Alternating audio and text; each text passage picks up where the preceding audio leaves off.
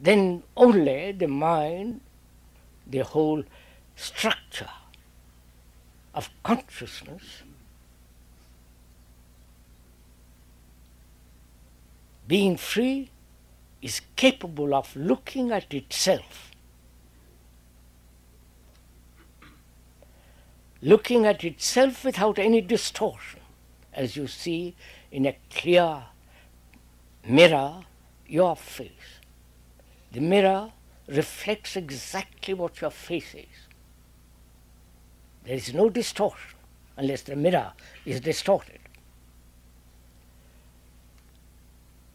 So in that way, the mind includes the brain and all the nervous organisms, the whole totality which is the mind, is now free,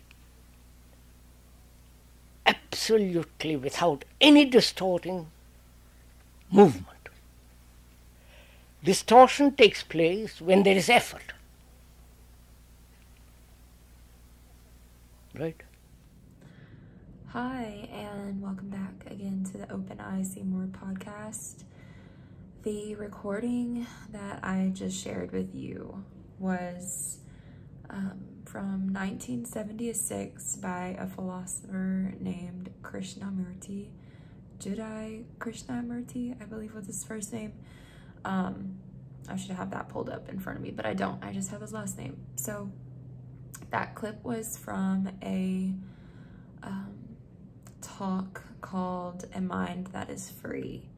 And I happened upon this before really diving into what today's topic was going to be about, because I was looking up this concept of being a mirror to other people, and it's just something that I'm super familiar with because it's what my life has basically been, and I'm sure a lot of you already kind of can relate to what I'm talking about. But if you don't quite understand what I'm talking about, it essentially is just that everyone is a mirror and a reflection to you and your experience, and same vice versa.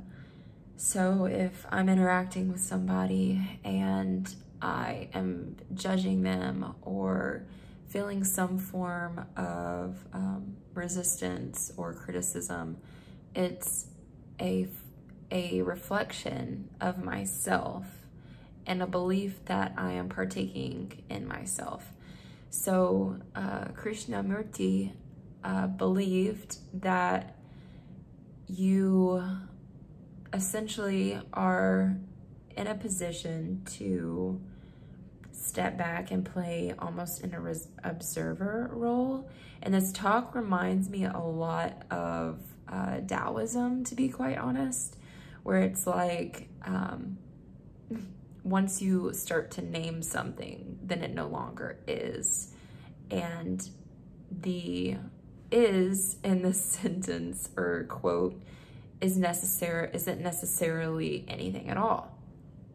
So once you start to name something, you're already objectifying it, and that's the opposite of what Taoism is about. But I wanted to read, and that is such an interesting concept that I can't speak a whole lot on, but I highly recommend you Google searching, doing your own homework, not necessarily Google searching, but doing your own homework, getting books on Taoism and Krishnamurti if you are interested in hearing more about it. But I wanted to speak a little bit more about on a quote that I read before I found this video, because I already had an idea that I kind of wanted to rebrand the podcast.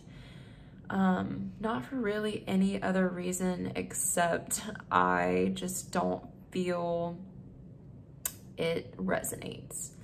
Not necessarily that I don't feel attachment to it in any way, because I think it's a beautiful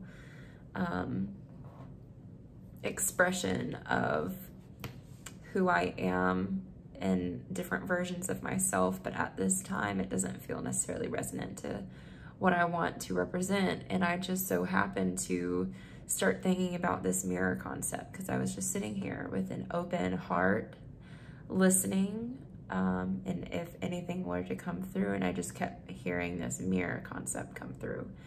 And I really didn't think about it in the way of like, oh, I've got to find a video and figure out what I'm hearing right now. It just so happened that in this 15-minute video that I just happened upon with Krishnamurti, he mentions exactly what I was thinking. Clear mind. Clear mirror, excuse me. And I really was like, whoa, I just hit something here, because not only was I thinking about this mirror concept, but I was also getting this hit that maybe rebranding my podcast to the Clear Mirror podcast might be something to consider. And I still am not sure, because I want to fully understand before I commit, but it already feels really resonant because of said reasons before I just got into that. So this quote, again, I want to bring up. I'm going to read off, and it is in one of Krishnamurti's books, I believe. I don't remember which one. I think it is The Mirror of Relationship or something like that. I have all of my facts miscombobulated right now, but I just really want to read this quote because it's in front of me at this moment, and I can find that book I'm looking for in just a second. But the quote states, "Truth is a pathless land. Man cannot come into truth, into it through any organization, through any creed, through any dogma, priest, or ritual, nor through any philosophic knowledge or psychological technique. He has to find it through the mirror of relationship, through the understanding of the contents of his own mind, through observation, and not through intellectual analysis or introspective dissection." So basically what I'm gathering from this is essentially what I mentioned to begin with as kind of being in an observer essence, embodying the observer and not necessarily sitting in a reactive or, like he said, intellectual process. Because once you start to do that, you're already objectifying your truth. And that in itself is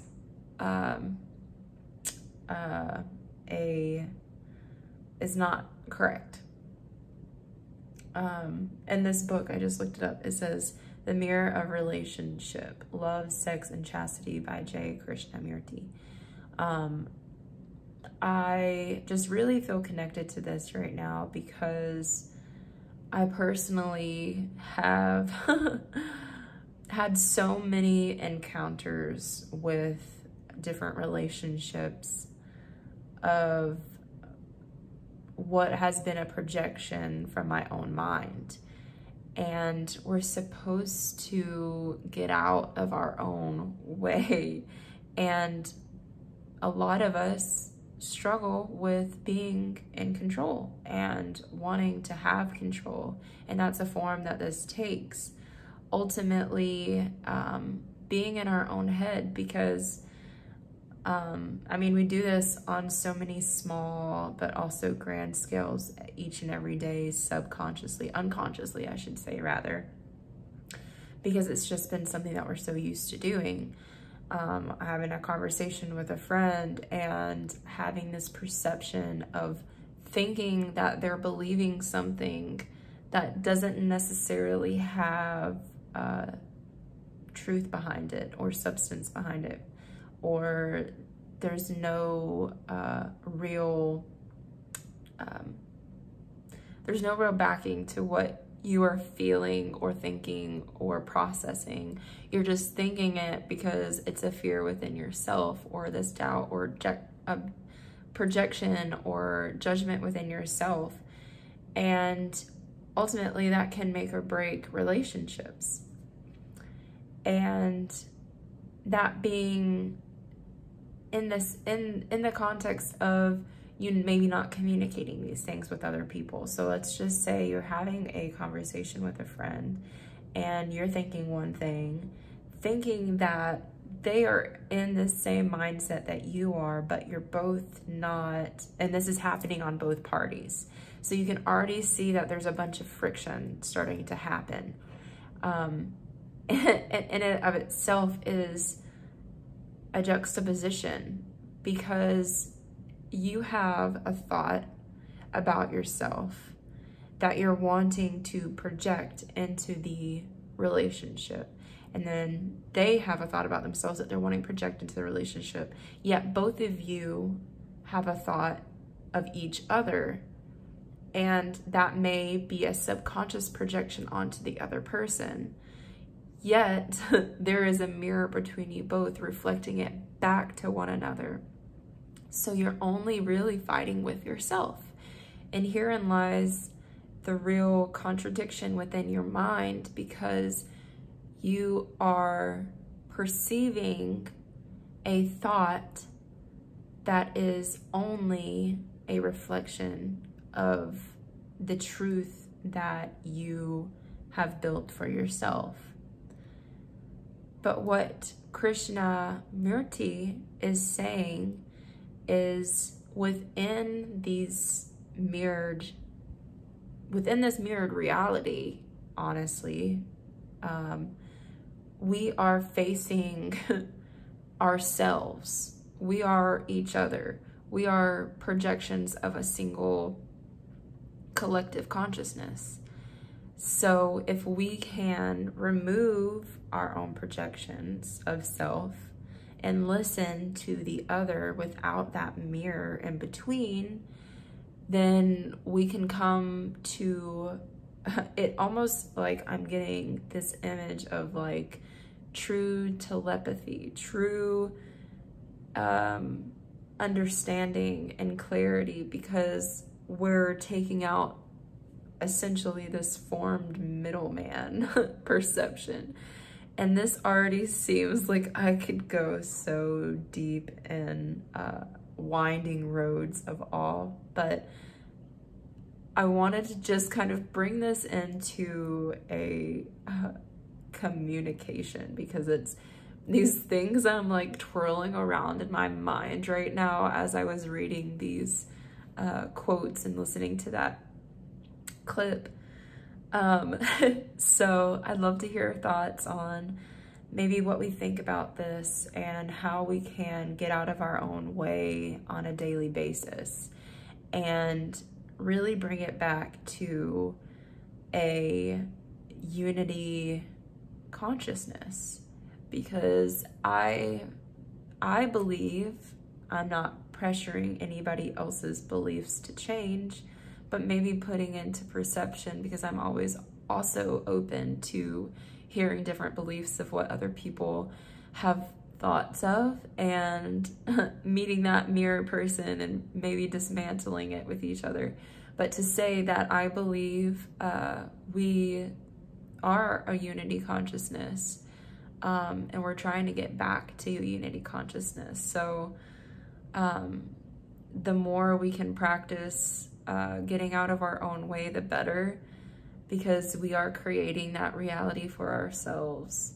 We are creating a reality that is of perception, projection, judgment, fear, yeah, and so on and so forth. So as wild and winding again as this could be, I wanted to pull a card from my Psychic Heart Tarot deck. And in this deck, I really relate to it as being the heart center of our collective consciousness. I asked with an intuitive heart of receiving the messages that we need for the collective at this time, and the card that I pulled was the card of flow. And those of you who are watching on YouTube, I have a picture of it here. And In the normal tarot deck, this actually represents the Wheel of Fortune. Collectively, I have been gathering from just this week, second week of October already. Whew, almost the end of the year, right? Is that the collective has definitely been moving through this ultra feminine, heart-centered experience where we have been dedicated to our healing, but it's now that we've been bound to a boundless sense of healing that is just so profound.